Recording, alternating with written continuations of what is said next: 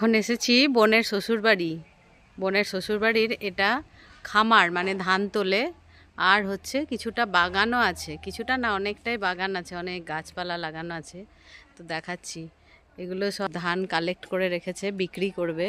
ধান উঠে গেছে ওদের। ধান ওঠার পরে এই যে ধানের বস্তায় করে ভরে রেখেছে, এগুলো সব বিক্রির জন্য যাবে। আর এটা হচ্ছে মেন গেট বাড়িতে ঢোকার।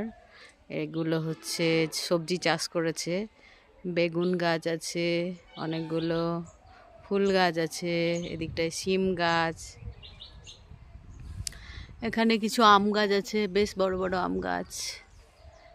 এখানে খড় জড়ো করা আছে, এখানে পেয়ারা গাছ, বেগুন গাছ, লেবু গাছ আছে, একটা কুল গাছ আছে, অনেক কিছু আছে, অনেক গাছপালা। গ্রামের বাড়িতে এটাই সুবিধা, প্রচুর গাছপালা থাকে, খুব ভালো লাগে আমার।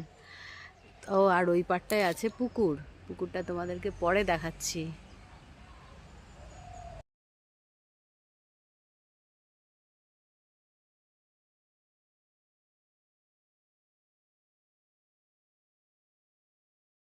বাগানটা পার করে এসে এই যে পুকুরটা, পুকুরটাও বেশ বড় আছে, চারিদিকে অনেক গাছপালা ঘেরা।